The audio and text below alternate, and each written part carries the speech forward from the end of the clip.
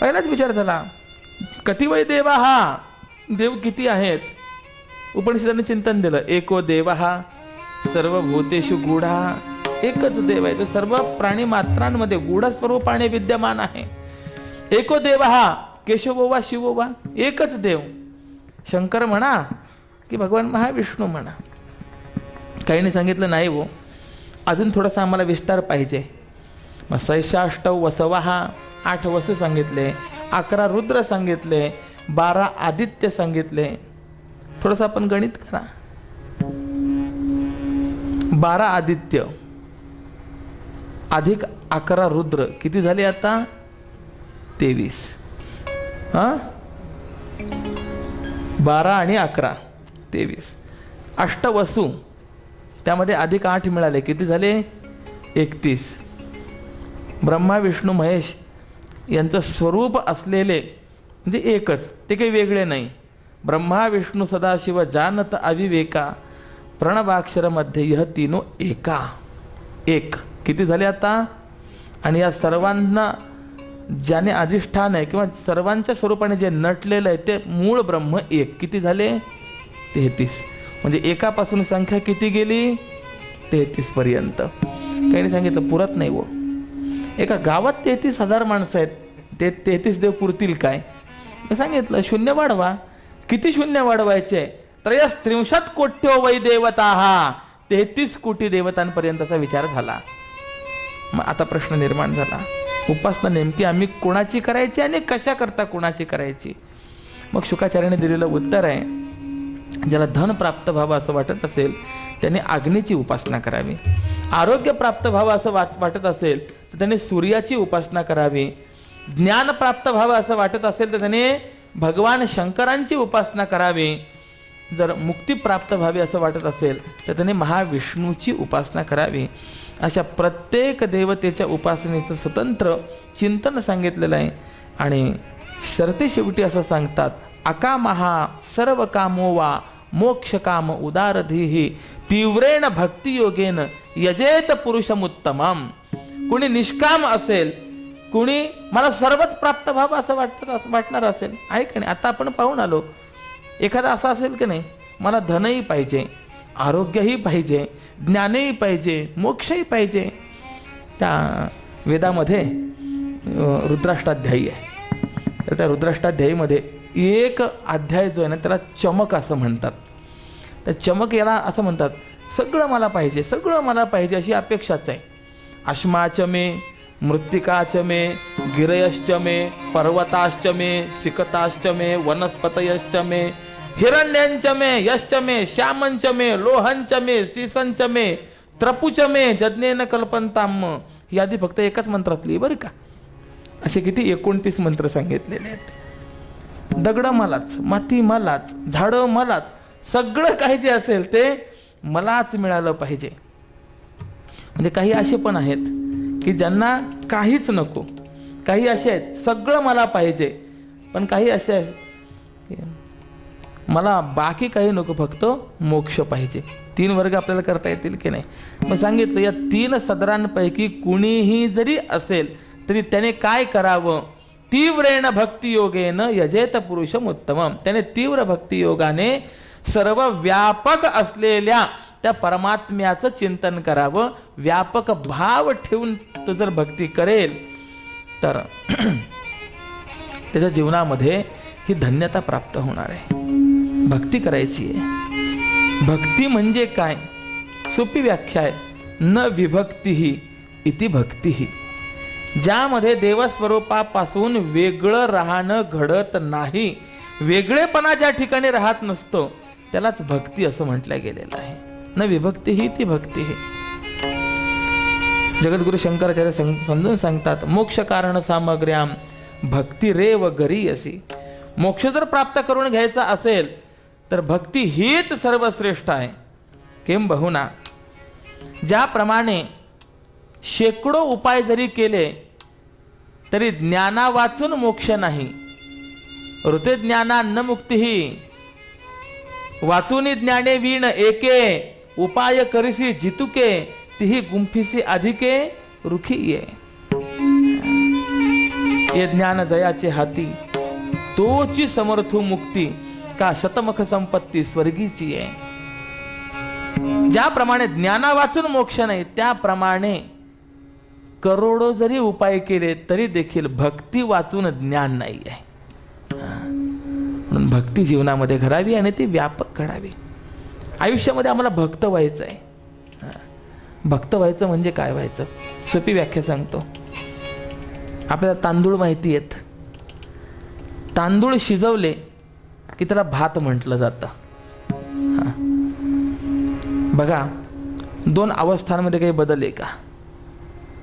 जोपर्यंत तांदूळ ही अवस्था आहे तोपर्यंत कडक आहे, टणक आहे. आणि तांदूळ ही अवस्था आहे तोपर्यंत त्याचं स्वरूप जर आपण पाहिलं तर ते लहान आहे. पण शिजला की जो टणक होता तो कसा झाला? मऊ झाला. आणि जो बारीक होता तो विस्तारित झाला. हा भात आम्हाला काही शिजून समजावून सांगतो आहे. जसा मी पहिले टणक होतो, नंतर मऊ झालो, आणि पहिले संकुचित होतो, नंतर व्यापक झालो, तसं आपलं जीवन अंतःकरण मृदू करणं आणि वृत्ती व्यापक करणं म्हणजे भक्त होणं आहे. सोपं आहे. महाराज प्रश्न विचारतात, अरे संकोचोने काय झाला असे लहान, घे आपोषण ब्रह्मांडाचे. संकोचून लहान का झालास? तू व्यापक आहेस. आणि अशा व्यापक परमात्म्याचं चिंतन व्यापक भावाने करणं याला भक्ती म्हणतात. ज्याच्या जीवनामध्ये भक्ती आहे त्याचं जीवन धन्यतेला प्राप्त होत असतं, कृतार्थ, किंवा त्यालाच जीवन म्हणायचं आहे.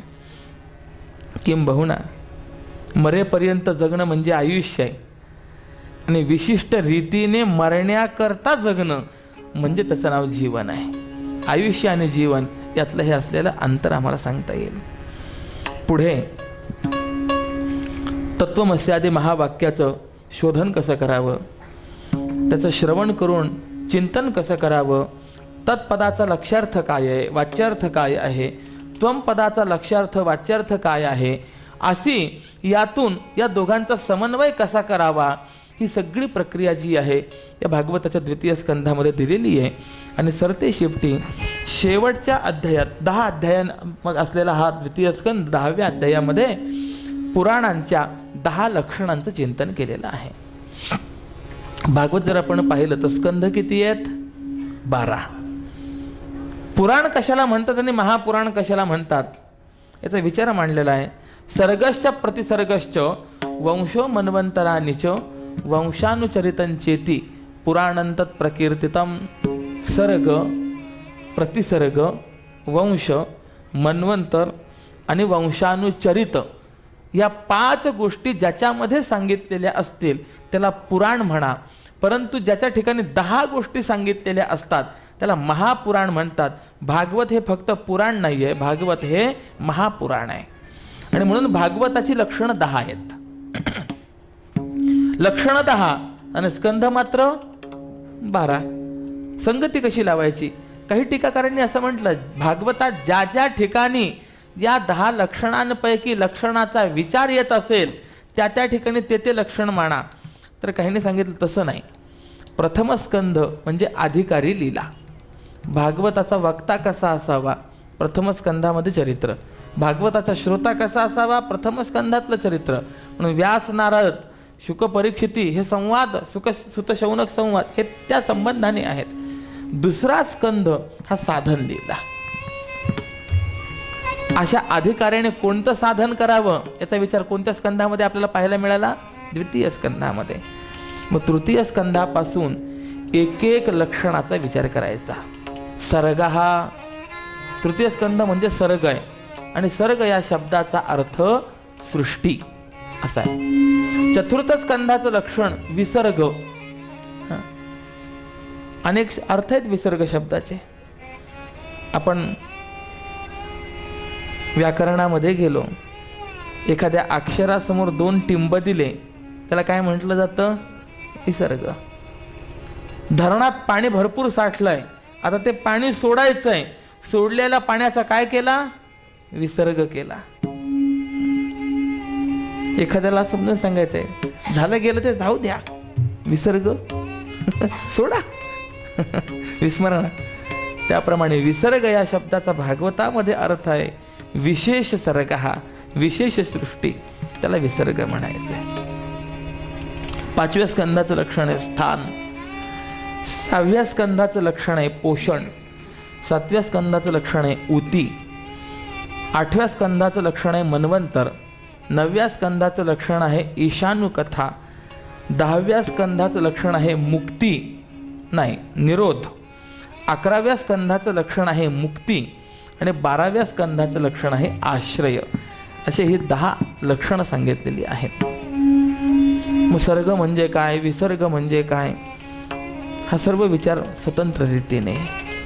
भूतमात्रेंद्रिय धियाम जन्म सर्ग उदारहृतः.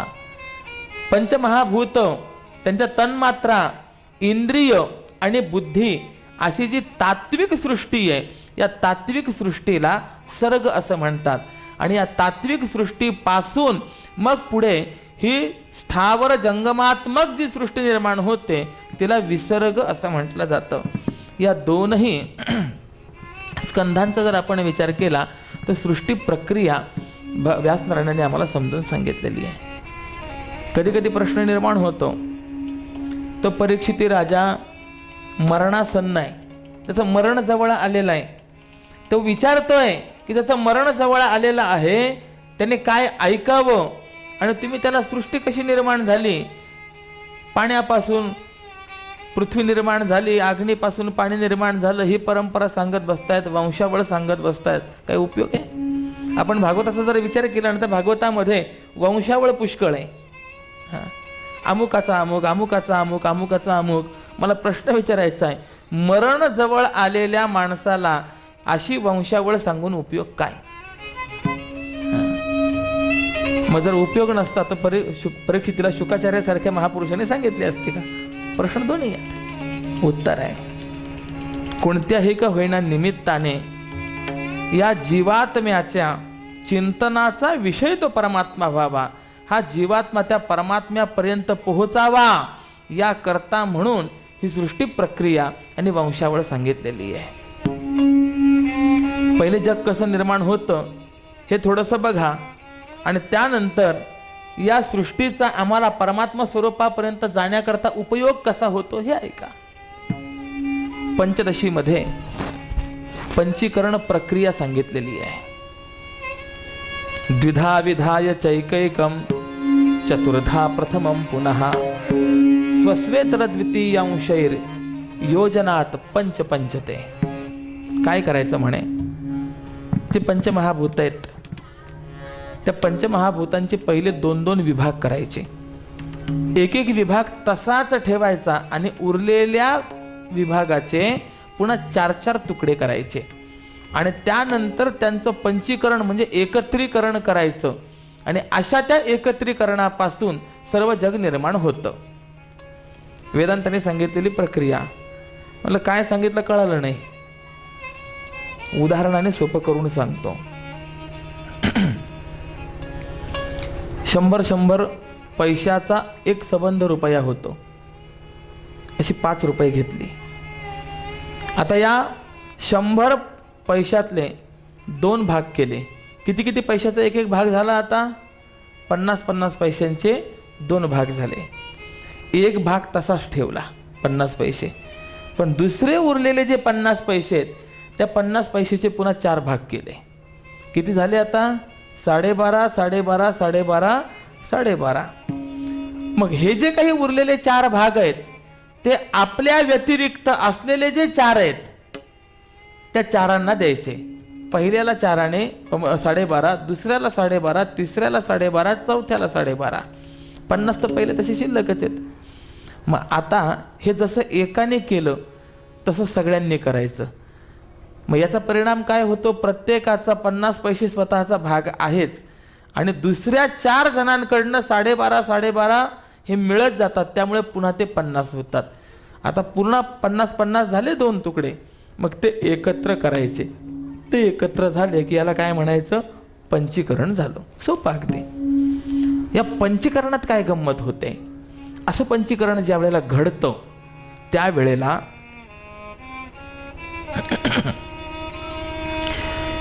जो जो कारणीभूत असतो ना, त्या कारणाचा गुण कार्यामध्ये पुढे पुढे येत जातो.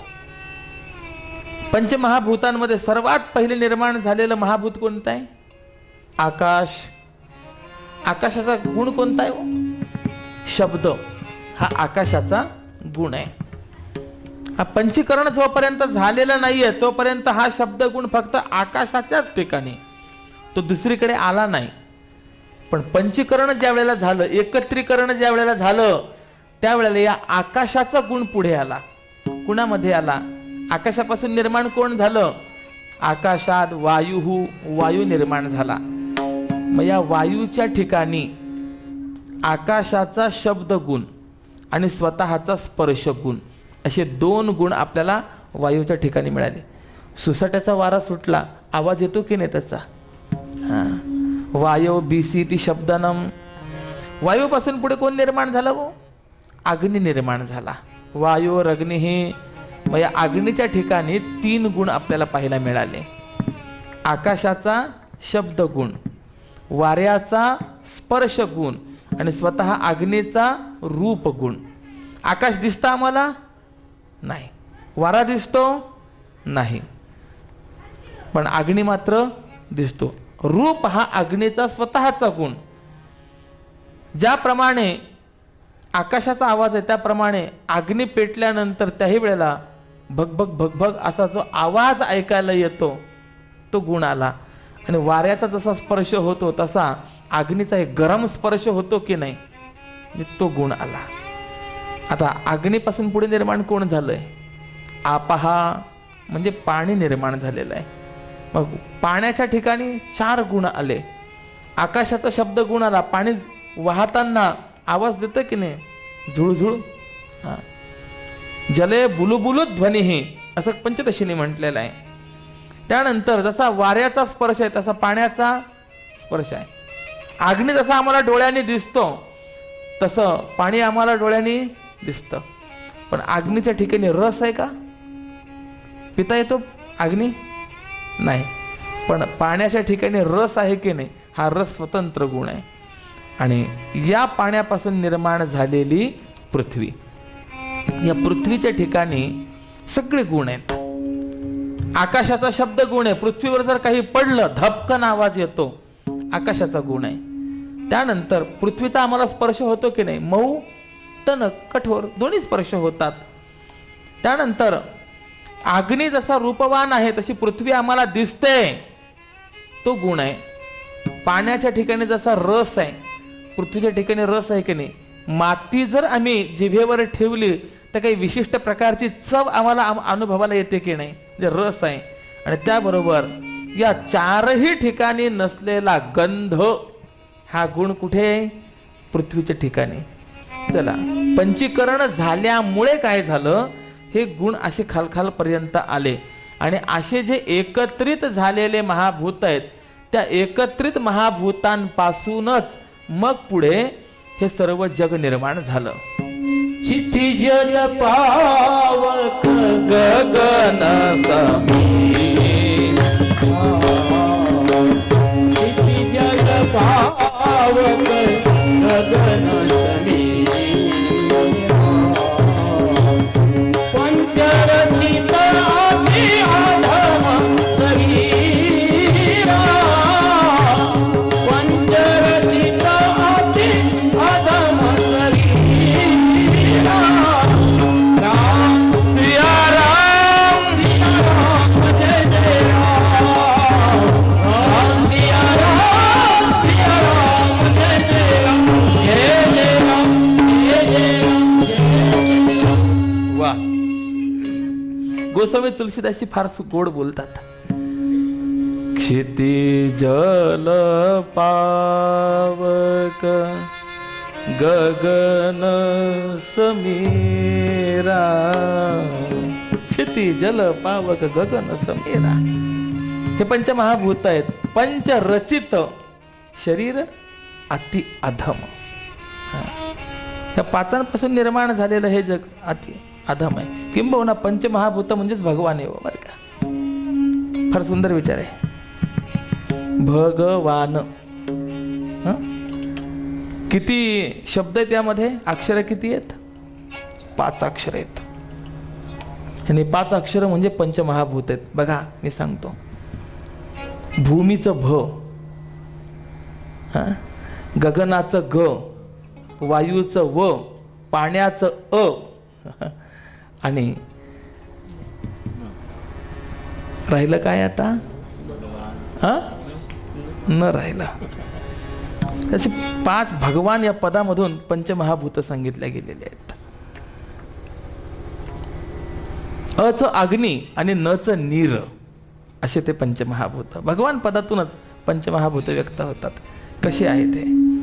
एकलेन कंठेची म्हणून या येणे केली निर्माण 14 भुवने. गगन चंद्र सूर्य मेघ तारांगणे पंचमहाभूतिके भौतिके भिन्ने भिन्ने ऐसा लाघवी या माया सूत्रधारी.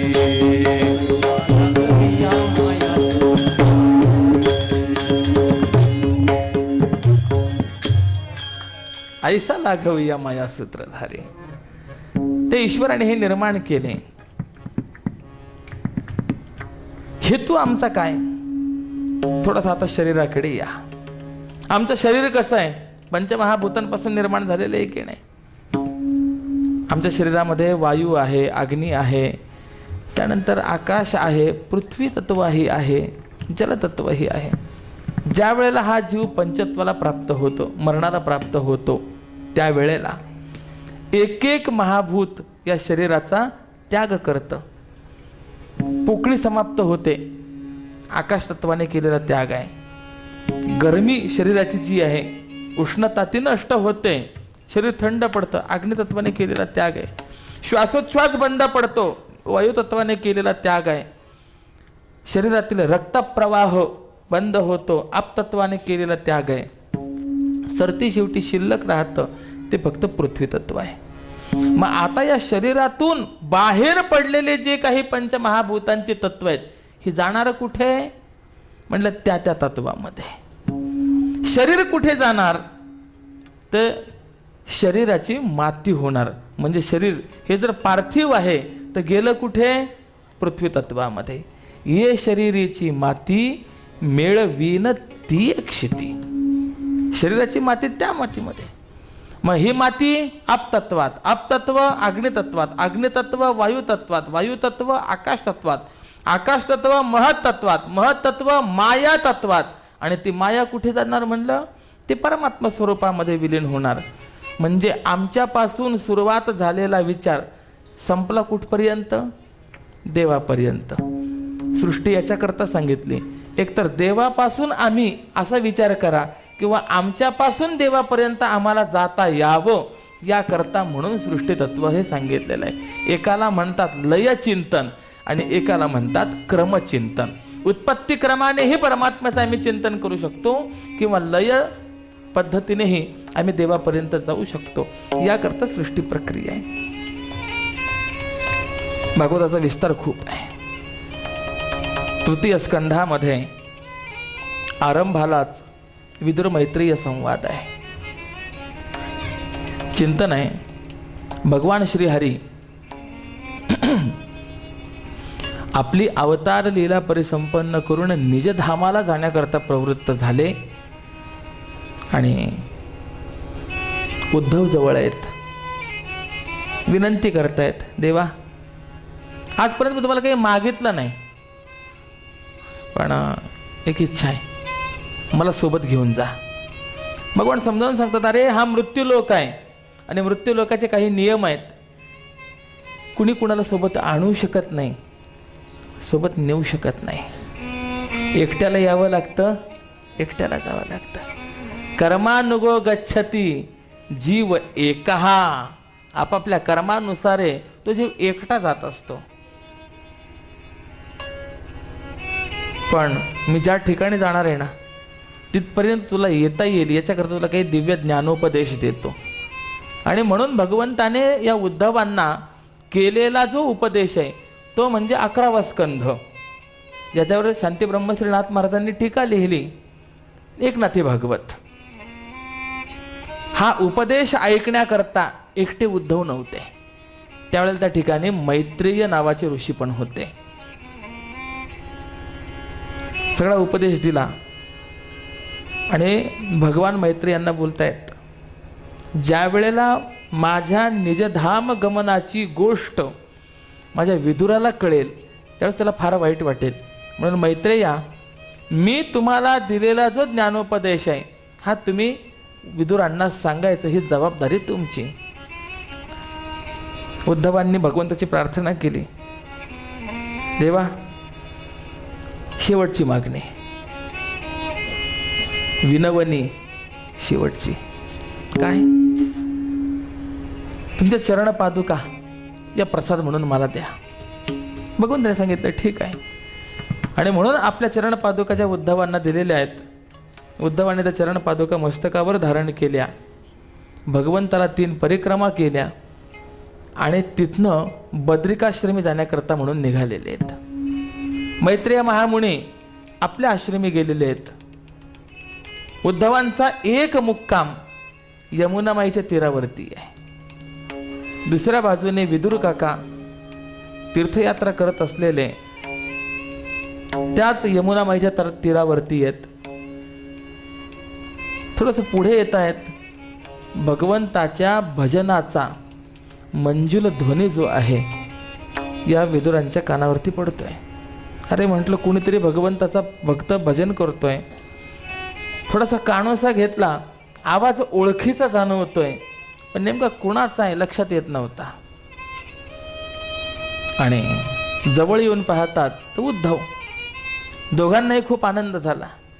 2 संत भेटल्यानंतर होणारी स्थिती कशी असते कबीर महाराजांनी फार सुंदर वर्णन केलेली आहे. 2 मिले 64 खिले. 2 ज्या वेळेला भेटतात ना त्यावेळेला 64 आनंदित होतात. म्हणजे दोघे जण हसतात, याचे 32 आणि त्याचे 32, किती झाले? 64. 20 खडे करजोड, 20 जण उभे राहतात, याचे दोन्ही हात जोडले जातात, याचे 10 बोट त्याचे 10 बोट. आणि त्याबरोबर याच्या शरीरावरचे असलेले 3.5 करोड रोम आणि त्याच्या शरीरावरचे असलेले 3.5 करोड रोम, असे 7 करोड जे आहेत तर ते मुदित प्रसन्न होत असतात. 2 संतांच्या भेटीचं वर्णन आहे. अष्टसात्विक भाव त्यांच्या ठिकाणी निर्माण होत असतात. विदुर काका आणि उद्धव यांची नजरानजर झाली.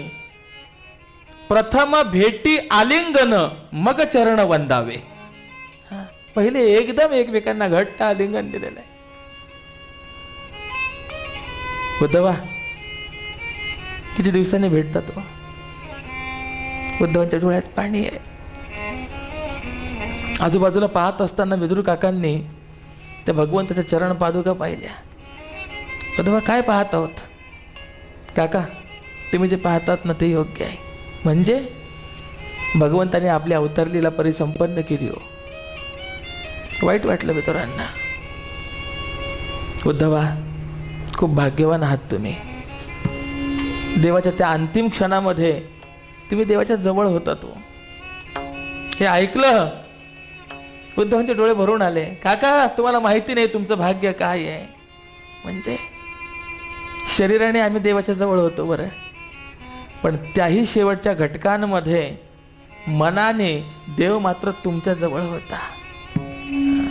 बऱ्याच वेळेला असं असतं, माणसं शरीराने जवळ असतात पण मनाने लांब असतात, आणि काही वेळेला शरीराने लांब असतात पण मनाने जवळ असतात. घडलेला प्रसंग आहे. मुलगा जोपर्यंत परगावी शिक्षणाकरता होता तोपर्यंत आईच्या अंतःकरणामध्ये सातत्याने त्याची चिंता असते. कुठे असेल, खाल्लं असेल की नसेल, काय झालं असेल. पण अनुभव बघा आपण, ज्या वेळेला तो घरात येतो त्यावेळेला तेवढी चिंता असते का? नाही. तो शरीराने ज्या वेळेला जवळ आहे त्यावेळेला ही मनाने लांब असते, पण तो शरीराने ज्या वेळेला लांब असतो ना त्यावेळेला ही मनाने जवळ असते. आणि म्हणून शास्त्राने शरीराचं सान्निध्य मानलंच नाहीये, मनाचं सान्निध्य ते सान्निध्य म्हणलं आहे. देह असो भलतीये ठाई परिचित्त तुझे पायी. देह कुठेही असू देत पण मन मात्र देवा हे तुझ्या जवळ असलं पाहिजे, मनाने सान्निध्य असलं पाहिजे. संयोगात वियोग असतो, वियोगात संयोग असतो. विदुर काका सांगतायत, उद्धवा तुम्ही म्हणतात ते खरं आहे. देवाची माझ्यावर खूप कृपा, खूप प्रेम. दोघेही सुद्धा त्या रात्री भगवंताने आपापल्या आयुष्यामध्ये केलेलं प्रेम, केलेले उपकार, त्याचं स्मरण एकमेकांना सांगतायत. विदुर काका सांगतायत, उद्धव तुम्हाला माहिती नाही हो, मी एक सामान्य दासीपुत्र हो, परंतु त्या अनंतकोट ब्रह्मांड नायक परमात्म्याने मला किती मान सन्मान द्यावा. ज्या वेळेला कौरवांच्या सभेमध्ये द्रौपदीची विटंबना आहे, विदुर काकांना ते सहन झालं नाही. धृतराष्ट्राला समजून सांगतात, धृतराष्ट्र ही योग्य झालेलं नाही आहे. धृतराष्ट्र विचारतोय, विदुरा सांग, अशा स्थितीमध्ये या कुरुकुलाच्या रक्षणाकरता मी काय करावं. विदुरांची नीती महाभारतामध्ये प्रसिद्ध आहे. त्यजेत एकम कुलस्य अर्थे. राजा, एकामुळे जर संपूर्ण कुळाचा नाश होणार असेल ना, तर त्या एकाचा त्याग केला पाहिजे. व्यवहारामध्ये आपण म्हणतो एक सडका आंबा बाकीच्या आंब्यांना खराब करत असतो, मग तो सडका आंबा काढून टाकला पाहिजे. हा दुर्योधन कुलांगार आहे, या दुर्योधनाचा जर त्याग करशील सगळं कुरुकुल वाचेल. ज्या वेळेला विदुर काका हे धृतराष्ट्राला सांगतायत, त्यावेळेला दुर्योधन, कर्ण इत्यादी जे आहेत बाहेर उभं राहून ते ऐकत होते. तो दुर्योधन म्हणायला लागला, कोण रे तिकडे, या म्हाताऱ्याला हाकलून द्या, आमचं खातो ना आमच्याविषयी वाईट बोलतो. विदुर काकाने सांगितलं, अरे तू हाकलण्याची काय गरज आहे, मलाच इथे राहायचं नाही आहे. म्हणून विदुर काकांनी महाल सोडला. हे महामंत्री होते, गावाच्या बाहेर एका पर्णकुटीमध्ये राहत असत, भगवत भजन करीत असत. अगदी गरज पडली तर त्यावेळेला फक्त राजदरबारामध्ये जावं, तेवढं कार्य करावं आणि पुन्हा आपल्या पर्णकुटीमध्ये येऊन भगवत चिंतन करावं, असं जीवन. 12 वर्ष पूर्ण होऊन गेलेले आहेत. आणि भगवान श्रीकृष्ण शिष्टाई करण्याकरता येणार आहेत हे एक वर्तमान कळालं. आनंद झाला. ते विदुर पत्नी काकू विदुरांशी बोलतायत, अहो म्हणलं मी ऐकले कृष्ण येणार आहे. हो, शिष्टाई करण्याकरता संधी प्रस्ताव घेऊन येतो आहे. विदुर काका हसले. संधी प्रस्तावाचं निमित्त आहे ग. खरं सांग, आपल्याला साधना करत असताना 12 वर्ष पूर्ण झाली आहेत. आणि कोणतीही साधनेचा नियम आहे, 12 वर्ष जर साधना केली, एक तप जर साधना केली ना, तर त्या साधनेचं फळ प्राप्त होत असतं. आपल्या या साधनेचं फळ देण्याकरता, आपल्याला दर्शन देण्याकरता देव येतोय. काकूने ऐकलं. मग तुम्ही ओळखता देवाला? काकांच्या डोळ्यात पाणी आलं. काय सांगू तुला, कुठे मी, कुठे तो परमात्मा. पण असाही तो परमात्मा तर समोरासमोर भेट झाली ना, तर नमस्कार करून आदराने मला काका म्हणतो ग. खूप प्रेम आहे माझं. काकूंनी विनंती केली, मग ना ज्यावेळेस तो परमात्मा येईल ना, त्यावेळेला फक्त माझी ओळख करून द्या. आपण समोर जाणार नाही आहोत, आपण दुरून देवाचं दर्शन घेऊ. आणि ज्यावेळेस देव तुमच्याकडे जर पाहिला, जर संधी मिळाली, तर फक्त शेजारी दाखवा की ही काकू आहे बरं का. हो म्हणाले. भगवान हस्तिनापुरामध्ये प्रवेश करतायत. देवाची नजर खाली आहे. पण जिथे विदुर काका उभे आहेत, विदुर काकांकडे एकदम पाहिलंय, संकेत केलाय मी येणार आहे. देवाने आपल्याकडे पाहिलं, एक कृपा कटाक्ष भगवंताचा आपल्याकडे झाला. या आनंदाच्या भरामध्ये विदुर काकांच्या डोळ्याला अश्रुधार आहेत. काकूला दाखवायचं राहूनच गेलं. शाळी भगवान सभेत आहे, संधी प्रस्ताव मांडलेला आहे, फेटाळला गेलेला आहे. दुर्योधन समजावून सांगतो, देवा तुम्ही तसे या पांडवांचे नातेवाईक आहात ना, आमचेही नातेवाईक आहात. ते काय युद्धाचं व्हायचं ते पुढे होईल. आलात आपण, मी जय्यत तयारी केलेली आहे. 2 घास खान मग पुढे जा. भगवंताने सांगितलं, खाल्लं असतं रे, पण तुझ्या अगोदरच मी एका ठिकाणचं निमंत्रण घेतलेलं आहे. कसा परमात्मा श्रीहरी हो. विदुर काकाला माहिती सुद्धा नाही हा आपल्या नावावर असं काही खपवतोय म्हणून. देव भावाचा भुकेला नाही, कोणाच्या बापाचा. तिथून जे निघालेले आहेत विदुर काका तिकडेच काही कार्य करतायत आणि घरी काकू एकट्याच. दारावर थाप पडली आहे. दार जे उघडले गेलंय, काकांना ज्याच्या करता म्हणून विनंती होती की फक्त एकदा दाखवा हो, ही काकू आहे. असतो परमात्मा स्वतः दारात उभा आहे. देहभान हरपल्या गेलाय. ये रे देवा ये. आलेले परमात्मा. काकू भूक लागली हो, काही खायला मिळेल? अरे कृष्णा, घरात ना काहीच नव्हतं, पण तू यायचा असशील म्हणून की काय, एकाने सकाळीच केळीची फणी आणून ठेवलेली आहे. देवाला पाठावर बसवलंय, स्वतः समोर बसली आहे. एक एक केळ सोलते आहे. गर आपल्या हातात, साल देवाच्या हातात. पण भगवान त्या भावावस्थेकडे पाहत आहेत. आपण काही जर बोललो तर या भावामध्ये व्यत्यय निर्माण होईल. या भावाकरता भगवान साली खातात. घेतो अंतरीची गुढी, पाहे जोडी भावाची. तो पदार्थ पाहत नाही की काय मिळतंय ते पाहत नसतो, तर त्या पाठीमागचा भाव पाहणार आहे. कार्य उरकून विदुर काका आलेत. पाहतात आपल्या पर्णकुटीजवळ देवाचा रथ उभा आहे. याचा अर्थ देव माझ्या घरी आलाय. देव घरा आला, भक्ती सन्मान्य पूजेला. घाई घाई आपल्या पर्णकुटीत प्रवेश करतायत. ते आता दृश्य दिसतंय. हे वेडी, अगं काय करतेस? त्या आवाजाने भानावर आली. पाहते आपल्या हातात केळीचा गर आहे आणि देव साल खात आहे. दुसरं वर्णन आहे की नाही? उद्धवजी चला विदुरा घर जाय. विदुरांकडे जायचंय. कशा करता? विदुरा घरच्या भक्षुणी कण्या, परमानंदे जाहला, मनमोहन मुरलीवाला, नंदाच्या आलबेला. विदुर काका उद्धवांना आपल्या जीवनातले काही प्रसंग, काही आठवणी सांगतायत. किती या देवाने माझ्यावर प्रेम करावं, किती उपकार आहेत या देवाचे माझ्यावरती. बस उद्धव समजून सांगतात, काका देवाने तुमच्या करता म्हणून जो निरोप ठेवलाय ना, तो निरोप सांगण्याचा अधिकार मैत्रेय यांचा आहे. तुम्ही मैत्रेयांना भेटा. आणि दुसऱ्या दिवशी दोघांनी स्नान केलं.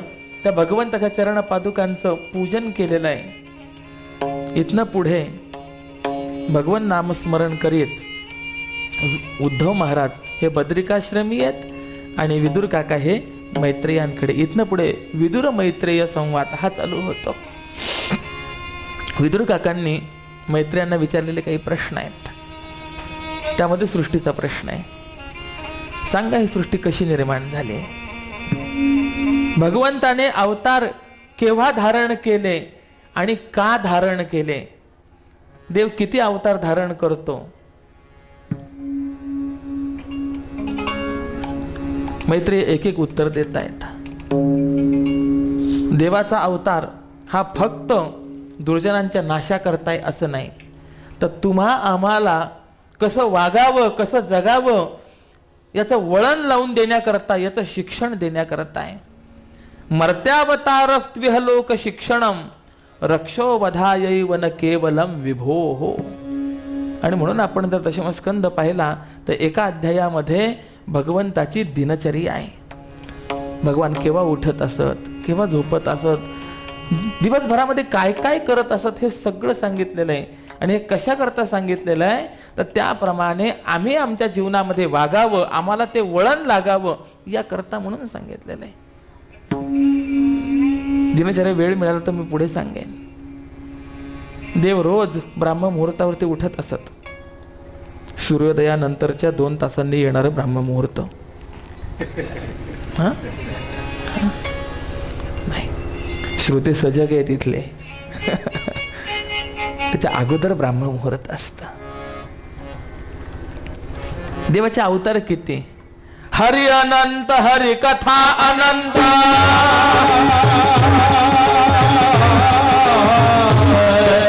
हरि अनंत, हरि कथा अनंत, हरि सुनाई बहु सब संता. हरि अनंत, हरि कथा हरि सुनाई बहु सब संता. सिया राम जय जय राम, राम सिया राम जय जय राम. हरि अनंत, हरि कथा अनंत. अनंत अवतार आहेत भगवंताचे. ठीक आहे. आणि भगवंताने अवतार धारण करून जीवाला स्वतःच्या सन्मुख केलेलं आहे. धर्मसंस्थापना हे एक महत्वाचं कार्य आहे. पण याही पलीकडे देवाचं अवतार प्रयोजन कुंती मातेने जे सांगितलं ना, ते मला गीतेच्या अवतार प्रयोजनापेक्षाही अधिक भावतं. गीतेमध्ये अवतार प्रयोजन भगवंताने स्वतः सांगितलं. यदा यदा हि धर्मस्य ग्लानिर्भवति भारत अभ्युत्थानम अधर्मस्य तदा आत्मानं सृजाम्यहम परित्राणाय साधूनां विनाशाय च दुष्कृतां धर्मसंस्थापनार्थाय संभवामी युगे युगे. हे कुणी वर्णन केलंय? देवाने वर्णन केलंय. आणि ते कुंती माता वर्णन करते. तथा परमहंसानां मुनीनां अमलात्मनां भक्ति योग विधानार्थम कथम पश्येमहि स्त्रियाः. देवा, जे परमहंस आहेत, जे मुनी आहेत, जे अमलात्मा आहेत, अशांकडनंही भक्ती करवून घेण्याकरता, म्हणजे त्यांच्या माध्यमातून भक्ती परंपरा जगामध्ये स्थापित करण्याकरता म्हणून तो अवतार धारण करत असतो. किती सुंदर चिंतन आहे. म्हणलं या परमहंस मुनींनी भक्ती करावी आणि त्यांच्या माध्यमातून हा भक्तियोग या जगामध्ये स्थापित करावा, अशी अवस्था का? त्याचं कारण आहे, यथ वडील जे आचरती तया नाम धर्म ठेविते. महापुरुष मोठी माणसं जशी वागतील, जसं आचरण करतील, त्याप्रमाणे मागवून येणारे आचरण करणारे आहेत. मग मोठ्यांकडनंच जर चांगलं आचरण झालं, मोठ्यांकडनं जर भक्ती घडली, तर सर्वांकडनं सहज गत्या भक्ती घडेल याकरता म्हणून तुझा अवतार आहे. त्या महापुरुषांनी सुद्धा भक्ती करण्याकरता त्यांना काहीतरी सगुण साकार रूप पाहिजे की नाही? मला विचारायचं आहे, परमात्मा पंढरीनाथ जर नसते तर ज्ञानोबाराय गेले असते का वारी घेऊन? नाही. आज देव आहे, त्या देवाच्या भेटी करता माऊली निघालेली आहे. बस माऊली सोबत आम्ही निघतो. हे माऊलीने स्वतः तर भक्ती केलीच, पण आमच्याकडनं सुद्धा भक्ती करवून घेतली आहे. 2 वर्ष आपण सोहळ्याला मुकलो, पण सोहळ्याचा आनंद जर पाहिला तर हा सुख सोहळा स्वर्गी नाही. अरे वैकुंठ तो ऐसे नाही. वैकुंठात बाकी सर्व कदाचित मिळेल, पण हा सोहळा मिळणार नाही. जगाच्या पाठीवरचं असलेलं आश्चर्य आहे बरं काय. मला विचारायचं आहे, तुकोबारायांचं संस्थान असेल, माऊलीचं संस्थान असेल, कुणाला पत्र लिहून आमंत्रण पाठव या म्हणून? नाही. पण न बोलावताही आता लाखो समाज आहे की नाही? बरं, आम्हाला आमंत्रित केलं आणि तिथे जर आमची व्यवस्था झाली नाही, तक्रार आहे की नाही? मला विचारायचं आहे, इथे तक्रार आहे? घरी गादीशिवाय झोपत नाही, पण वारीमध्ये जागा मिळेल तिथे झोपतो, आनंदाने झोपतो. हे घडलं कसं?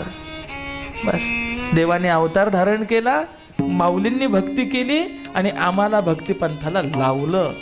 असं आमच्याकडनं भक्तियोग करून घेण्याकरता, या जीवाला स्वतःच्या सन्मुख करून घेण्याकरता त्या ईश्वराने अवतार धारण केलेला आहे. कुंती मातेने दिलेलं जे कारण आहे ना, फार सुंदर वाटतं. खूप विस्तार करण्यासारखं कारण आहे. भक्ती योगम विधातुम तवावतारा. आणि याची सूत्र आपल्याला तृतीय स्कंदात पाहायला मिळतात. सनत कुमार वैकुंठात भगवंताच्या दर्शनाला निघाले आहेत. जय विजय द्वारपाल होते, अडवले गेले. विचार करतायत, देवाच्या दरबारात राहून देव दर्शनाला अडवतात. ते अंतःकरणात क्रोध निर्माण झाला, शाप दिला. उन्मत्तासारखे वागतात, जा उन्मत्त अशा आसुर योनीला प्राप्त व्हाल. आता हात जोडतायत, प्रार्थना करतायत, क्षमा याचना करतायत. सनकादिकांना मनामध्ये थोडासा कोतेपणा निर्माण झालाय. अरे देवाच्या दारात येऊन आपण रागराग करतोय, योग्य होत नाहीये. बाहेर झालेला आवाज, भगवान बाहेर येत आहेत. सगळं ते दृश्य पाहिले, लक्षात आलंय. देवाने हात जोडलेत. सनत कुमारांनो, मला क्षमा करा. देवा, तुम्ही माफी मागून आम्हाला लाजवत आहात. नाही रे, मृत्यापराधे सर्वत्र स्वामीनाम दंड इष्यते. नोकराने केलेली चूक ही नोकराची मानली जात नसते, ही स्वामीची मानली जात असते. खेडेगावात कुत्रं सांभाळायचं असेल, पाळायचं असेल, कोणताही निर्बंध नाही. पण शहरामध्ये जर कुत्रं पाळायचं असेल तर कोणत्या जातीचं कुत्रं आहे ही सर्व नोंद करावी लागते की नाही. नगरपालिका बिल्ला देते, पट्टा देते, त्याच्यावर नंबर असतो त्या प्राण्याचा. एक दिवस गेट उघडं राहिलं, जाणाऱ्या माणसाला कुत्र्याने चावा घेतला. तो माणूस भांडला नाही. त्याने त्या गळ्यामध्ये जो पट्टा होता त्या बिल्ल्यावर असलेला तो नंबर पाहिला, थेट पोलीस स्टेशन गाठलं, कंप्लेंट लिहिली. मला विचारायचं आहे, आता येणारी जी नोटीस आहे ती नोटीस कुत्र्याला येणार का त्या कुत्र्याच्या मालकाला येणार आहे? मालकाला जर नोटीस येणार तर मालकाचा काय गुन्हा आहे? चावलं कोण? कुत्रं चावलं ना. बरं, दंड भरायची पाळी आली, दंड भरणार कोण? चावलं कोण? अर्थ काय कळाला? जो नोकर असतो त्याची चूक ही त्या स्वामीची चूक मानली जाते. भृत्यापराधे सर्वत्र स्वामी नाम दंड इष्यते. आणि सनत कुमारांनो, तुम्ही तर असे आहात. भगवंताचं वाक्य आहे बरं भागवतामध्ये, माझ्या बाहूने हाताने जरी संतांचा अपमान केला, संतांच्या विरुद्ध वर्तन केलं, स्वबाहुम अपि छिंद्याहम, स्वतःचा बाहू सुद्धा मी तोडून टाकेल. अरे हे तर नोकर आहेत. नाही, तुम्ही जे केलंय ते योग्य आहे, क्षमा माग. आता सनत कुमार बोलताय, देवा, अरे तुझ्या दरबारात आलो आणि आम्ही रागराग करणं कितपत योग्य आहे रे? देवाच्या दारामध्ये गेल्यानंतर माणसाने कसं राहावं? एखाद्या वेळेला जर रांगेमध्ये लागलेला असेल, एखादा माणूस जर पुढे गेला लगेच पाठीमागे, तिथे भांडणं. विचार करा ना, जर देवाच्या दारामध्ये आपल्याला 5 मिनिट आणखी अधिक राहता आलं, उभं राहता आलं, काय फरक पडणार आहे? माणसं अशी आहेत, देवदर्शनाकरता रांग आहे, म्हटलं मागच्या दरवाजाने दर्शन होईल का? हो, काही ठिकाणी सशुल्क दर्शन आहेत की नाही. एका माणसाला 200 रुपये पावती, 200 रुपये घे, 10 मिनिटात दर्शन झालं पाहिजे. म्हणजे ठीक आहे, हरकत नाही आहे. दर्शन घेतो 10 मिनिटात आणि बाहेर आल्यानंतर 2 तास बाजारामध्ये फिरत बसतो. काय काही विचार करण्यासारख्या गोष्टी आहेत. महाभारतामध्ये आलेलं चिंतन आहे. भीष्म पितामह भगवत चिंतनाला बसणारे, रात्री ध्यानाला बसणारे, एवढ्यात तो दुर्योधन आला युद्ध प्रसंगामधला. पितामह ध्यानाला बसतायत हे पाहिल्यानंतर त्याने सांगितलं, पितामह तुम्ही ध्यान करून घ्या, नंतर बोलतो. पितामहाने सांगितलं, तसं नाही म्हणे, तुला काय बोलायचं ते चटकन बोलून घे, नंतर मी निवांत ध्यान करीत बसतो. आणि आम्ही मात्र फक्त भीष्म पितामहांच्या उलट करतो. आळंदीला महाद्वारामध्ये एक मित्र भेटला. अर्थात थांब 5 मिनिटात चटकन दर्शन करून येतो, मग तासभर महाद्वारात बोलत बसतो. तसं नाही आहे. संसाराचं काम चटकन व्हावं आणि देवाच्या संबंधाने मात्र निवांत असलं पाहिजे. देवा, तुझ्या दरबारात येऊन आम्ही रागराग केला रे. आता भगवान समजावून सांगतायत. मी विचार करत होतो की समाज जीव जो आहे त्याने माझी भक्ती केली पाहिजे, पण समाजाने माझी भक्ती करण्याकरता मला अवतार घ्यावा लागेल.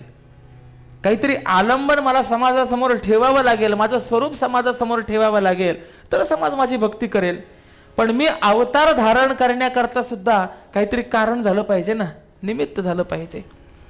काय निमित्त करावं, काय निमित्ताने मी अवतार धारण करावा, असा माझ्या मनामध्ये विचार चालू होता. एवढ्यात तुम्ही माझ्या दर्शनाकरता येण्याकरता निघालात. माझ्या मनामध्ये युक्ती आली. येत असलेल्या तुम्हाला अडवण्याची बुद्धी मी या जय विजय यांना दिली. यांनी तुम्हाला अडवलं आणि यांनी अडवल्यानंतर यांना शाप देण्याची तुमच्या अंतःकरणात क्रोध हा मीच निर्माण केलाय. वस्तुतः संत जीवन कसं असतं? काम क्रोधा नाही चाली, काम क्रोधा नाही चाली,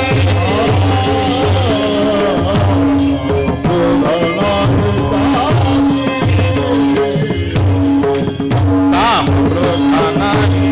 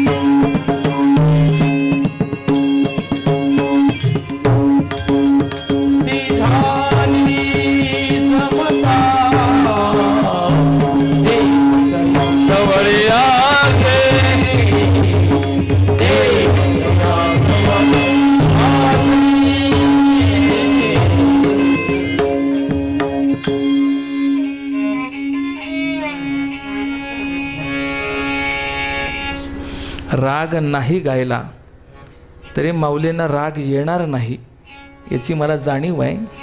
पण तरी सुद्धा तुमचा राग नाही ऐकला तर आम्हाला राग येण्याची शक्यता आहे.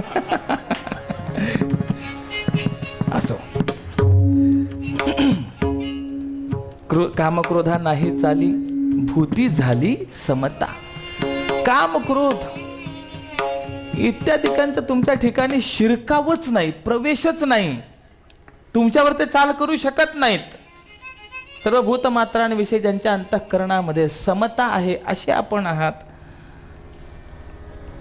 माझ्या प्रेरणेने तुमच्या अंतःकरणामध्ये क्रोध निर्माण झाला. माझ्या प्रेरणेने तुम्ही यांना शाप दिला. आता काय होणार?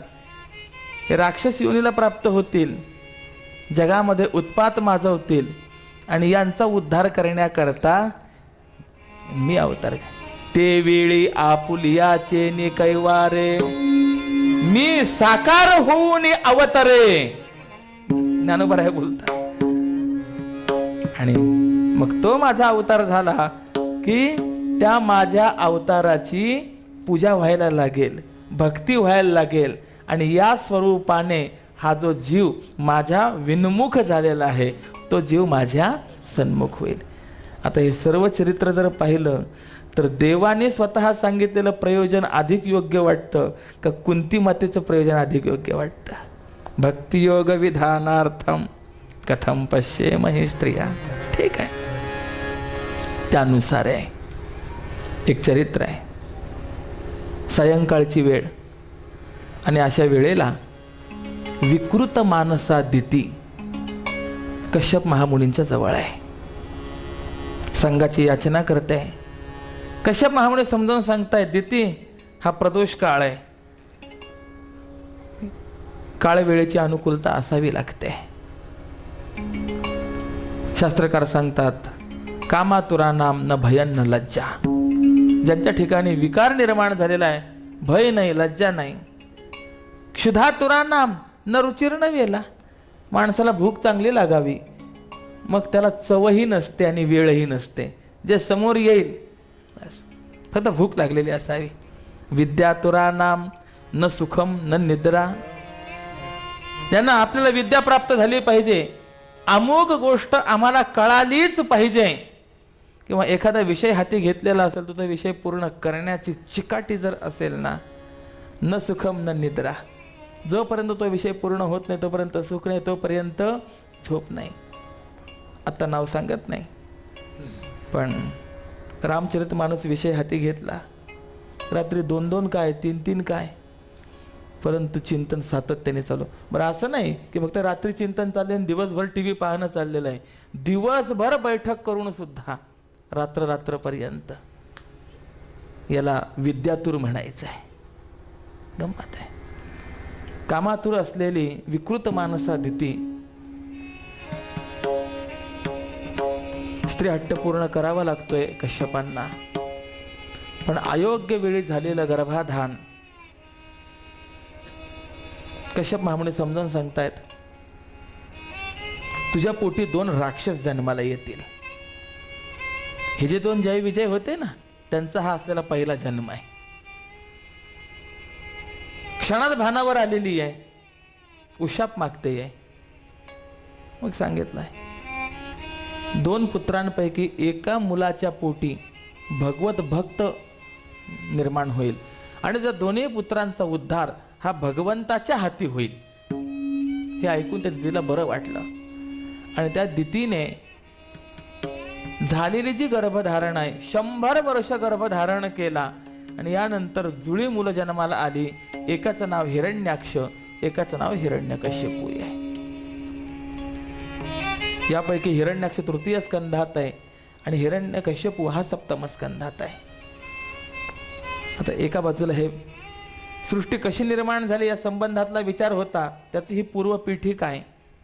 आता पुढे सांगतात त्या परमात्म्याच्या नाभी कमलापासून निर्माण झालेले ब्रह्मदेव, या ब्रह्मदेवांना देखील सृष्टीचा विस्तार करायचा आहे.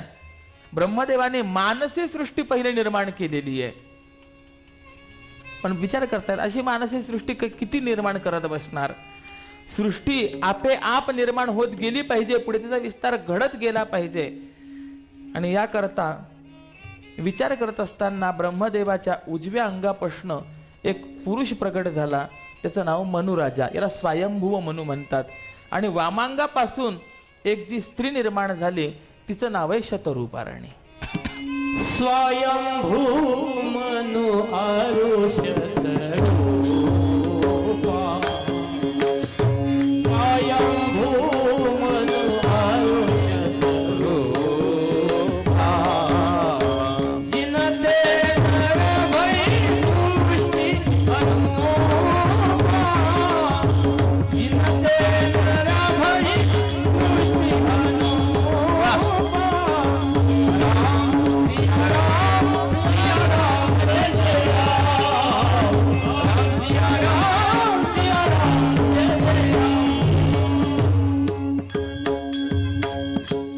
स्वयंभुव मनु अरु शतरूप. अरु या शब्दाचा अर्थ आणि.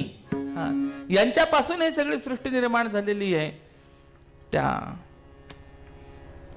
स्वयंभू मनुने ब्रह्मदेवाला विनंती केली, तुम्ही आम्हाला निर्माण केलंय, सृष्टी विस्तार करा असं सांगत आहात, करायची कुठे सृष्टी निर्माण? कारण की सृष्टी निर्माण करण्याकरता, विस्तार करण्याकरता आधार हवा आहे. झालं काय होतं, हा जो हिरण्याक्ष आहे ना, या हिरण्याक्षाने पृथ्वी आपल्या काखेत घेतलेली आणि तो वरुण लोकामध्ये युद्ध करण्याकरता गेलेला होता. पृथ्वीवरती आधिपत्य या हिरण्याक्षाचं होतं. आता सृष्टी कशी निर्माण करायची, या हिरण्याक्षाचा वध कसा करायचा, म्हणून जे चिंतन चाललेलं आहे. ब्रह्मदेवांना एक शिंक आली आणि त्या शिंकेतनं, नाकातनं एक बारीकसा प्राणी बाहेर पडला. तो असलेला भगवंताचा प्रथम अवतार वराह भगवान की जय. तेल तापलेलं असावं आणि त्यात कुरडई टाकल्यानंतर ती जशी फुलते, तसं बाह्य वातावरणामध्ये हा प्राणी जो आहे हा फुलायला लागलेला आहे. वराह शब्दाचा आपण डुक्कर अर्थ करतो, फार स्वतंत्र आहे. हे यज्ञाचं स्वरूप आहे, यज्ञाचं प्रतीक आहे. या यज्ञ वराहाच्या प्रत्येक रोमामध्ये वेगवेगळी यज्ञ सांगितलेली आहेत. आणि आपल्या जीवनामध्ये यज्ञ संस्था ही अत्यंत महत्त्वाची संस्था आहे. भगवंताने मानव जाती आणि यज्ञ संस्था दोन्ही एकाच वेळेला निर्माण केल्या. आणि त्यावेळेला या मानवांनी प्रश्न विचारला, तुम्ही आम्हाला निर्माण केलं, पण आमची प्रगती होण्याकरता काही आम्हाला उपाय सांगा. ते वेळी प्रजी विनविला ब्रह्मा, येथे काय आश्रयो आम्हा. भगवंताने स्वधर्मरूपी यज्ञ हा सांगितलेला आहे. देवान भावयता नेन ते देवा भावयंतु वहा परस्परम भावयंतः श्रेय परमवाप्स्यथ. तुमच्या प्रगती करता साधन हा यज्ञ आहे. यज्ञाला फार किंमत आहे. किंबहुना उपनिषदांनी केलेलं चिंतन असं आहे, सर्वम यज्ञमयं जगत. सर्व जग जे आहे ते यज्ञ स्वरूपच आहे. गुरु शिष्याला शिकवतायत म्हणजे काय करतायत, आपल्या शिष्यरूपी अग्नीमध्ये, अग्निकुंडामध्ये आपली विद्यारूपी आहुती प्रदान करतायत. सर्वकडे जर आपण पाहिलं तर यज्ञ आपल्याला पाहायला मिळतो. यज्ञ संस्था महत्त्वाची, त्यागप्रधान असलेला जो विचार आहे तो यज्ञ विचार आहे. हिरण्याक्ष लोभाचं प्रतीक आहे आणि लोभाचा नाश हा फक्त त्यागाने होऊ शकत असतो. म्हणून हिरण्याक्षाच्या नाशाकरता वराह अवतार आहे. सांगण्यासारखं खूप आहे. हिरण्याक्ष म्हणजे काय, वराह म्हणजे काय. वरान आहरती इति वराह. या वराहाने पाण्यामध्ये घेतलेली उडी आहे, त्या हिरण्याक्षाला शोधलंय, त्याच्याशी युद्ध केलंय, त्याचा नाश केलाय आणि आपल्या सत्तेने पृथ्वीला स्थिरता दिलेली आहे. म्हणून आपण बघा, वराह स्वरूपाचा अवतार असा आहे, त्याच्या दाढीवरती ही पृथ्वी माता आहे. आता स्थान प्राप्त झालं. मनु आणि शतरूपा राणी यांनी सृष्टीचा विस्तार जो केलेला आहे, यांना प्राप्त झालेली संतती 3 कन्या आणि 2 पुत्र आहेत. पहिले 3 कन्या आहेत आणि नंतर 2 पुत्र आहेत. याचा अर्थ असा आहे, भगवंताचा सृष्टीतील प्रथमाविष्कार जर असेल तर तो स्त्री प्रकृतीचा आहे, स्त्री शक्तीचा आहे, नंतर पुरुष आहे. म्हणून आपण कोणतेही प्रमाण जर पाहिले तर प्रमाणांमध्ये पहिले माता आहे, नंतर पिता आहे. धन्य माता पिता तयाची या. त्वमेव माताच पिता त्वमेव बंधुश्च सखा त्वमेव. कृष्ण माझी माता, कृष्ण माझा पिता, बहीण बंधू चुलता, कृष्ण माझा. किंबहुना संतांनाही संबोधत असताना तुम्ही संत माय बाप कृपावंत, तुम्ही संत माय बाप कृपावंत,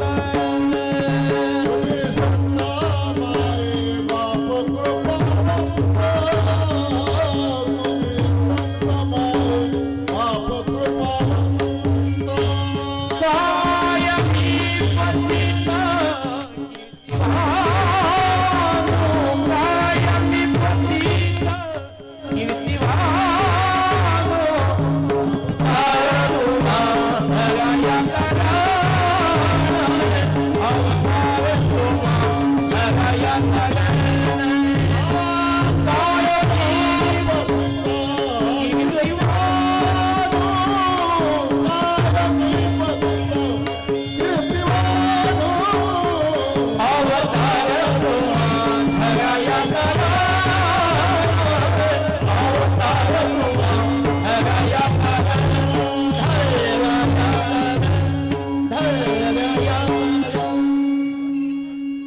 संत माय नंतर बाप कृपावंत. प्रमाण पुष्कळ आहेत.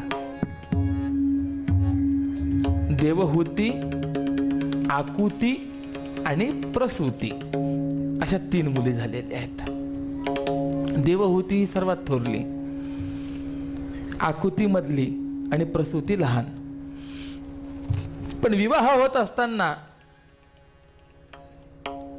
आकुती प्रसूतीचा विवाह पहिले सांगितलाय, नंतर देवहूतीचा सांगितलाय.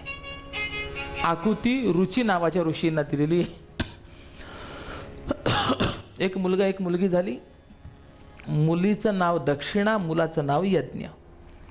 यानंतर प्रसूती ही दक्षाला दिली. 16 कन्या झाल्या. त्यापैकी 13 धर्माला दिल्या, 1 देवांना दिली, तिचं नाव स्वाहा. पितरांना दिली, तिचं नाव स्वधा. आणि भगवान शंकरांना दिली, तिचं नाव सती. यांची संतती पण सांगितलेली आहे. सतीला संतती झाली नाही. झाल्या 2 कन्यांचे विवाह वगैरे झाले, त्यांचा वंशही सांगून झाला. आणि जी थोरली होती देवहूती ती कुणाला द्यावी? ब्रह्मदेवाने सांगितलं, माझेच असलेले मानसपुत्र कर्दम यांना आपण ती द्या. ठीक आहे. आणि कर्दम देखील भगवंताची आराधना करणारे भगवान प्रसन्न झाले. त्या कर्दमांना पाहून देवांना इतका आनंद झाला की देवाच्या नेत्रातनं अश्रुबिंदू प्रकट झाले. आणि तो अश्रुबिंदू ज्या ठिकाणी भूमीवर पडला त्या ठिकाणी बिंदू सरोवर नावाचं तीर्थ निर्माण झालं. कर्दमा, तपश्चर्या का करतोय? मी ब्रह्मदेवाचा मानसपुत्र आहे. वडिलांनी मला आज्ञा केली आहे सृष्टीचा विस्तार करा.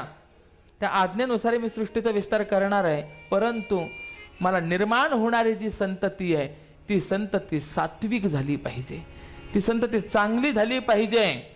आणि याकरता म्हणून मी तुमची तपश्चर्या करतोय. याचा अर्थ असा आहे, आयुष्यामध्ये जे मिळावं ते चांगलं मिळावं. कबीर महाराज देवाशी भांडतात. खाना देना तो अच्छा देना, देना शिरापुरी, नहीं तो होगी तेरी मेरी. जोरू देना तो अच्छी देना, देना संतन को प्यारी, नहीं तो होगी तेरी मेरी. सगळं भांडण सांगू का? तात्पर्य आहे, जे जे काही आपल्या आयुष्यामध्ये आपल्याला मिळावं ते चांगलं मिळावं. केवळ सृष्टी निर्माण झाल्याने जग स्थैर्याला प्राप्त होत नसतं. सत्सृष्ट्या जगद्ध्रुवम. सत्सृष्टी निर्माण व्हावी तर जगाला स्थैर्य आहे. संतती निर्माण झाली म्हणजे देवाला आनंद नाही. कुळी कन्या पुत्र होती जे सात्विक, तयांचा हरिख वाटे देवा. सात्विक संतती निर्माण झाली तर देवाला आनंद आहे. सात्विक संतती निर्माण झाली पाहिजे. देवाने सांगितलं होईल. याकरता स्वयंभू मनू आपल्या देवहूती नावाच्या कन्येला घेऊन परवा तुझ्याकडे येतील. रूप, गुण, औदार्य, शील, वय इत्यादी सर्व दृष्टिकोनातून ते तुला अनुकूल आहे. तिच्याशी विवाह कर. वरदान देतो, पुत्र रूपाने मी तुझ्या पोटी अवताराला येईल. निघून गेले आहेत. भगवंताच्या संकेतानुसार मनुराजा हा कर्दमांकडे आलेला आहे आणि कर्दमांना नमस्कार करतोय. बघा गंमत कशी आहे. हा राजा आहे आणि हे तपस्वी आहे. पण राजा हा तपस्व्यासमोर नतमस्तक आहे. जीवनाची 2 अंग आहेत. एक साधना आहे आणि दुसरं साधन आहे. जगात काही लोक असे आहेत ते साधन संपन्न आहेत आणि काही लोक असे आहेत ते साधना संपन्न आहे. आणि आजपर्यंतचा इतिहास आहे, साधन संपन्नाला साधना संपन्नासमोर झुकावं लागतं. काय विचार करा. आता आपण संप्रदायाचा जर विचार केला, असलेली थोर थोर मंडळी काय साधन आहे? साधन नाही आहे. पण आयुष्यात असलेली साधना जी आहे, थोर थोर माणसं सुद्धा प्रपंचातली येऊन नतमस्तक होतात की नाही? जीवन साधना संपन्न असलं पाहिजे. मनु साधन संपन्न आणि कर्दम साधना संपन्न. प्रस्ताव मांडलाय. कर्दम सांगत नाहीत, देवाचा मला संकेत मिळालेला आहे. करतं समजावून सांगतायत. मला देखील विवाह करण्याची इच्छा आहे, पण माझ्या काही अटी आहेत. विवाह करेन, गृहस्थाश्रम परिपालन करेन, पण जोपर्यंत पुत्र संतती होत नाही तोपर्यंत. मुलगा झाला घराचा त्याग करील. मान्य असेल तर मी तुमच्या मुलीशी विवाह करतो. याचा अर्थ असा आहे, माणसाने संसार कुठपर्यंत करावा त्याची ही असलेली मर्यादा आहे. आपण रामायणामध्ये जर गेलो तर किती सुंदर वर्णन गोस्वामी तुलसीदासजींनी केलेलं आहे. श्रवण समीप भये सितकेशा,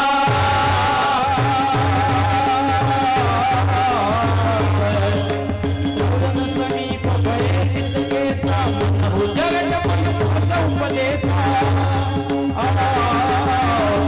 श्रवण समीप भये सितकेशा,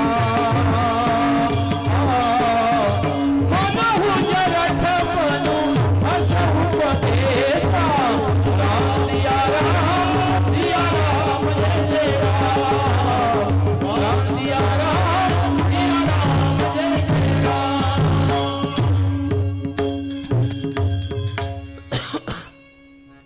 श्रवण समीप भये सितकेशा. कानाजवळ एक केस पांढरा दिसला हो. जरा कर्णमुळी, जरा कर्णमुळी सांग आले गोष्टी. जरा कर्णमुळी सांग आले गोष्टी. मृत्यूची या भेटी जवळी आली, जवळी आली. मृत्यूची या भेटी जवळ आली. जरा कर्णमुळी सांग आले गोष्टी. जरा कर्णमुळी सांग आले गोष्टी. मृत्यूची या भेटी जवळ आली. मृत्यूची या भेटी जवळ. आता माझ्या मना होई सावधान. आता माझ्या मना होई सावधान. जरा कर्णमुळी सांग आले गोष्टी. जरा कर्णमुळी सांग आले गोष्टी. मृत्यूची या भेटी जवळ आली. मृत्यूची या भेटी जवळ आली.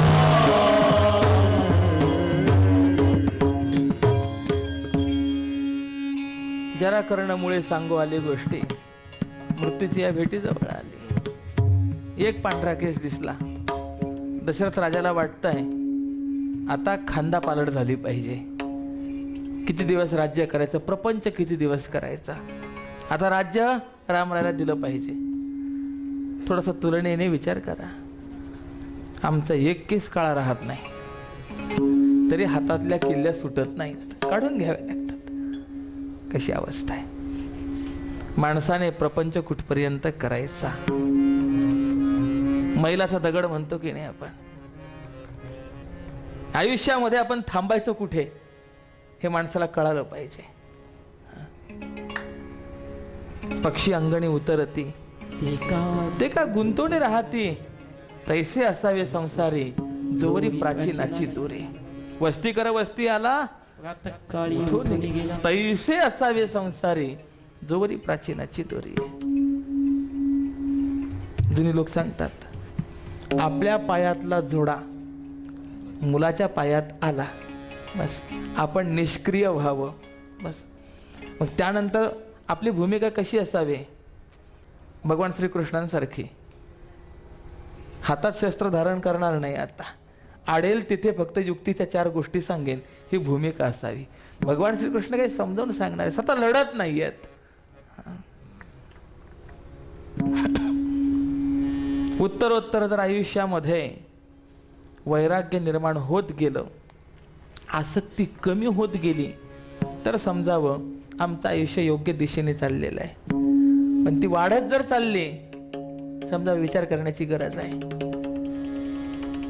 तुका म्हणे हेची आश्रमाचे फळ परमपद बळ वैराग्याचे. देवहूतीला प्रश्न विचारतात, तुला मान्य आहे? होय, मला मान्य आहे. लक्षात ठेवा, चतुर्वर्ग फलावाप्ती, धर्म अर्थ काम मोक्ष या 4 पुरुषार्थांची प्राप्ती ज्याच्या माध्यमातून घडते किंवा ही जर घडली तरच त्याला विवाह असं म्हणता येत असतं. नाही तर विवाह शब्दाचा अर्थ सांगू का? वि म्हणजे विस्तव, वा म्हणजे वारा. हां, विस्तव पेटलेला असताना वारा सुटला, त्यामध्ये आपल्या सुखाचं हवन कसं होतं हे जर पाहायचं असेल तर त्याने विवाह करावा. विवाह अनुकूल मिळेल तर ठीक आहे, नाही तर विवाहाची व्याख्याच ही आहे. तौ ये हे विवाहा वहे सहर येतो दधा वहे. विवाहाचा उद्देश आम्ही समाजसेवा करणं आणि वैराग्याकडे जाणं, मोक्षाची प्राप्ती करून घेणं हे विवाहाचं असलेलं लक्ष्य आहे. विवाह त्याकरता म्हणून सांगितलेला आहे. मान्य आहे मला. दोघांचा विवाह जो लावला गेला तो ब्राह्म विवाह पद्धतीने लावला गेला. जगामध्ये पहिलं लग्न आहे हे. आणि त्यावेळेला जशा जशा क्रिया केल्या गेल्या तशा तशा क्रिया या पुढे चालत आल्या. मग त्याच्यामध्ये काही ऱ्हास झाल्या, काही वाढल्या, नको त्या काही आल्या. परंतु ती पद्धत तेव्हापासून निर्माण झाली. म्हणून राजा शतरूपाराणी निघून गेलेली आहे. आता देवहूती कर्दमांची सेवा करते. तरुण असलेली देवहूती विवाह झाला, सेवा करता करता वयोवृद्ध झालेली आहे, गात्र शिथिल झाले आहेत. कर्दमांची साधना चाललेली आहे, हिची सेवा चाललेली आहे, पण कधी तक्रार नाही आहे. या भारतीय स्त्रियांनी जो एक आदर्श या जगामध्ये स्थापित केलेला आहे त्यामध्ये असलेली ही अत्युत्तम असलेली देवहूती माता. पतीची या माता अनुसरोनी पतिव्रता. जशी तुमची इच्छा असेल त्याच्या इच्छेत आपली इच्छा मिळवून राहणारी. बस एक दिवस ते देवहूतीकडे पाहून कर्दमांनाच जाणवलंय किती सेवा करते, किती अंत पाहायचा. देवहूती बिंदू सरोवर स्नान करून ये. आणि म्हणून जे स्नान करून आलेली आहे तोपर्यंत आपल्या तपोबलाने या कर्दमांनी एका सुंदर विमानाची केलेली निर्मिती. 10,000 दासी ज्याच्यामध्ये आहेत, इच्छागामी विमान, हवं तिकडे जाणारं, जो ऋतू हवा तो ऋतू त्या विमानामध्ये प्राप्त. आणि अशा विमानामध्ये 10,000 वर्षपर्यंत दोघांचा संसार आहे, विहार आहे. या कालावधीमध्ये 9 कन्या प्राप्त झालेल्या आहेत. भागवतामध्ये या 9 कन्यांची नावही दिलेली आहेत आणि या 9 कन्यांचा विवाह सुद्धा लावून दिलेला आहे. मग कला नावाची जी कन्या आहे ती मरीचींना दिलेली आहे.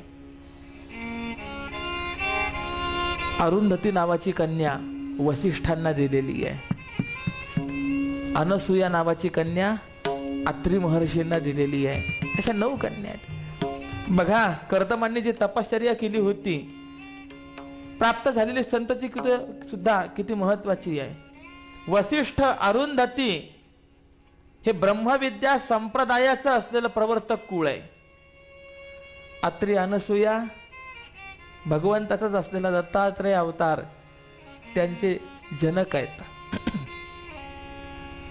विशेष सामर्थ्य संपन्न आहे. आणि या 9विधा कन्यांच्या प्राप्तीनंतर मग प्राप्त झालेला भगवंताचा अवतार, ज्ञानरूपी असलेला अवतार म्हणजे हा कपिल अवतार आहे. सांख्यशास्त्राचे प्रणेते. आपण या जगदंबा मातेच्या प्रांगणामध्ये प्रतिवर्षी नवरात्र काळात उत्सव करतो की नाही? नवरात्र काय आहे? नवरात्र म्हणजेच असलेल्या 9 प्रकारची भक्ती आहे. आणि हे भक्ती ज्या वेळेला पूर्ण होईल त्यानंतर प्राप्त होणारा ज्ञानरूपी पुत्र आहे. नाथ महाराजांनी विचार मांडला की नाही? 9विध भक्तीच्या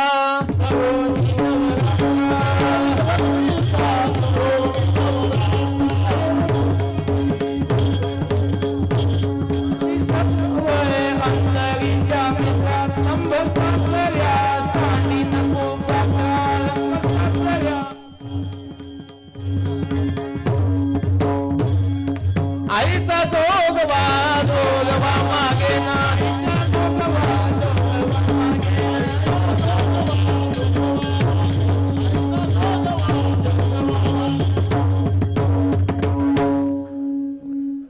नवविध भक्तीच्या करुणी नवरात्रा करुणी पोटी मागे ज्ञानपुत्रा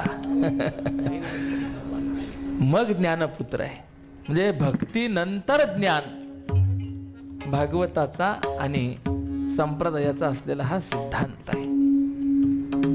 कपिलांचा ज्यावेळेला अवतार झाला कर्दम विचारते देवहूती विवाहाच्या वेळची अट आठवते? होय आठवते, येतो मी या.